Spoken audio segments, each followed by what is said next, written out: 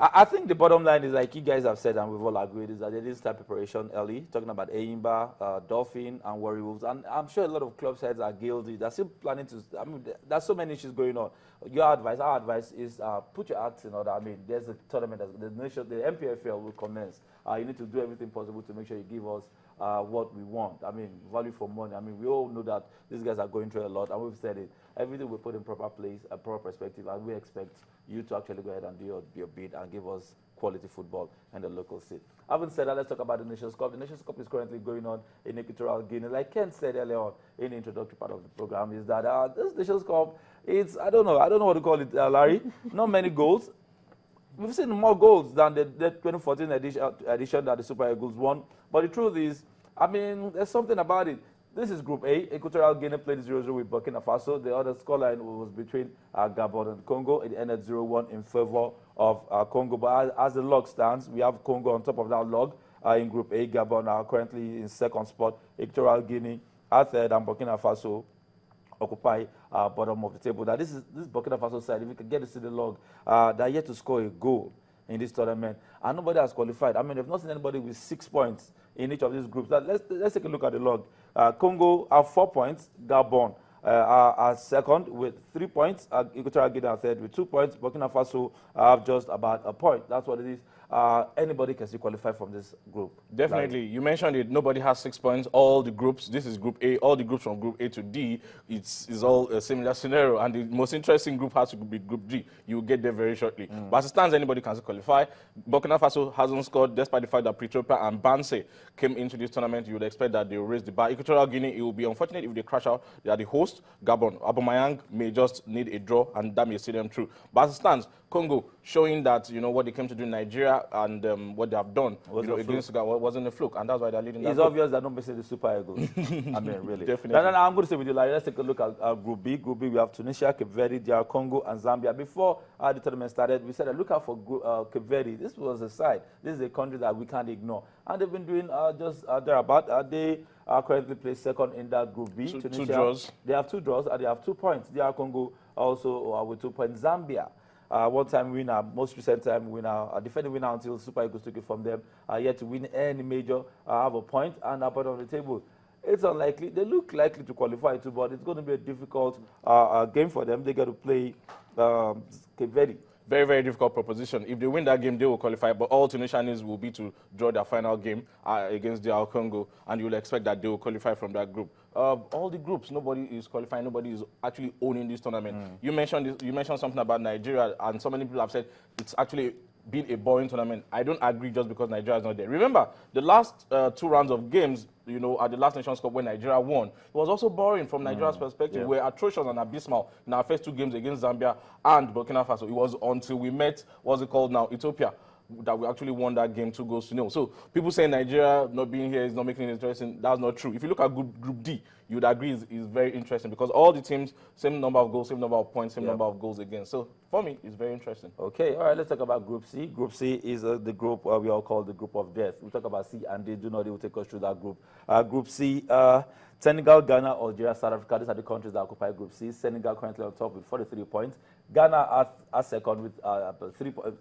Senegal with 4 points, Ghana with 3 points, Algeria third with 3 points. South Africa still fancying a chance of qualification, have a point. All to play in the last game. All to play. You look at the differentials. For South Africa, they need their last game against Ghana. They need just an outright victory to qualify. The last game is if the last game ends in a draw, then this is how the table is going to remain. If it ends in a draw, this is how the table is going to remain. But so far, the last game is evenly poised. Who's going to qualify between Ghana and Algeria?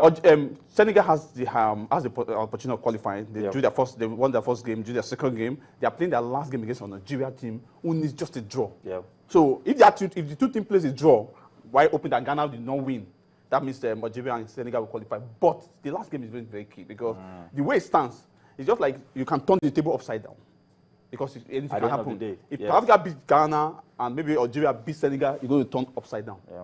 So that's the beauty of it. So, but it's evenly poised at this point in time, and I don't know whether the head-to-head will count and the goals difference will count. But South Africa, their goal margin is very low. They considered their first match they considered 3-1, so they have a -2 goal difference. So that is itself is a big disadvantage. It means that they are playing the last game against Ghana, they have to score more. If the table has to turn from up down, it's going to be a difficult game. Okay, let's talk about Group D. Group D is the last group of the tournament. It's Cameroon, Guinea, Ivory Coast, Man. Now, there's something peculiar about this. Everything is 2.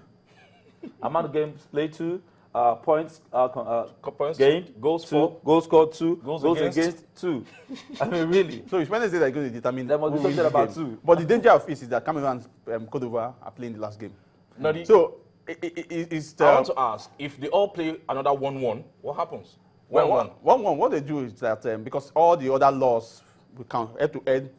Yeah, first, because they all play 1-1 throughout. Now what they do because I think for CAF, because there's a rule that called that's what we call toss of coin. They call it draw of blood. Before you come to toss of coin, don't you think disciplinary record will count? Red card, yellow cards? It depends on the order of which those laws follow. Okay. Because if the disciplinary record comes after the toss of coin, then it means that you have to do the toss of coin before the disciplinary record. Okay. But if it comes before, then that one will follow before the toss of coin. Okay. All right, that's what it is. Wednesday will be the last round of games at the Nations Cup for Group D. By then, we'll know the teams that will qualify, the 2 teams that will qualify, and if there's going to be toss of coin or disciplinary record that will be used for qualification. Having said that, let's go straight to the FA Cup. It took place in England. Remember, the EPL is on break, and the FA Cup took center stage. So many upsets. I see somebody trying to squeeze himself out of his suit. I was talking about Larry Pinel. He supports Arsenal FC, so I'm sure he was very happy or excited that Chelsea actually lost to a side called Bradford FC. Bradford FC play in the 3rd year of the league in England. All right, scorelines of the games that were played. Blackburn played 3-1 with Swansea City. Birmingham lost 1-2 to West Brom. Cardiff City lost 1-2 to Reading. Chelsea, league leaders, dropped maximum points out of the FA Cup. They played 2-4 with Bradford City. Derby County played 2-0 with Chesterfield. Man City lost 0-2 to Middlesbrough, a scoreline many people too did not see coming the way. The other scorelines, we saw Preston North End play 1-1 with Sheffield United. Southampton played 2-3 with Crystal Palace. Sunderland plays 0-0 with Fulham. We saw Tottenham Hotspur also lose to Leicester City, and Liverpool Bowden Wanderers ended 0-0. Games to see today, the fixtures will be Brighton, Hove Albion, and Hove Albion versus Arsenal. You see Bristol City take on West Ham United, and Aston Villa will play AFC Bournemouth.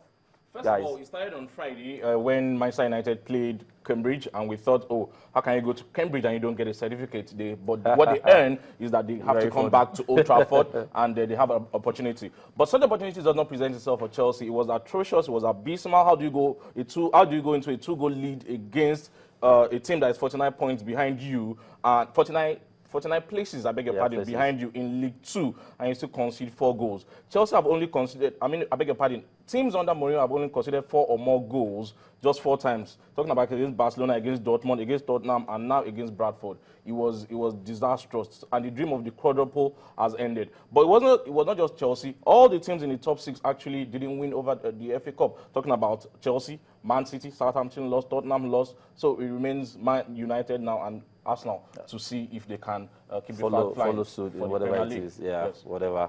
All right, we need to write on right now. What do you expect from these guys? From these guys, I think we're going to see what happened yesterday. Shocking result today. But that result, I think that result will happen in London. Yes, London. There are 2 clubs. There are 2 clubs in London team. I'm sure you expect Arsenal. I don't know, because if you say something, West Ham is in London. I saw him. I don't know why it's so shocking. But the truth, somebody created a joke on Friday after that game between Cambridge and United. He said if Manchester United could not pass their aptitude test at Cambridge, so maybe they have a receipt, they can pass the receipt. That's a very sensitive joke. I'd like to say thank you for being a part of the segment. We need to go on a break. But the league in Spanish, the Liga, is still have Real Madrid on top with 48, Barcelona second with 47 points, and Atletico Madrid occupied third with 44 points. We'll leave you with the results. We'll go on a break. When we come back, Ken will be back in the studio to take you through the rest of the program. Thank you for being there. Goodness again.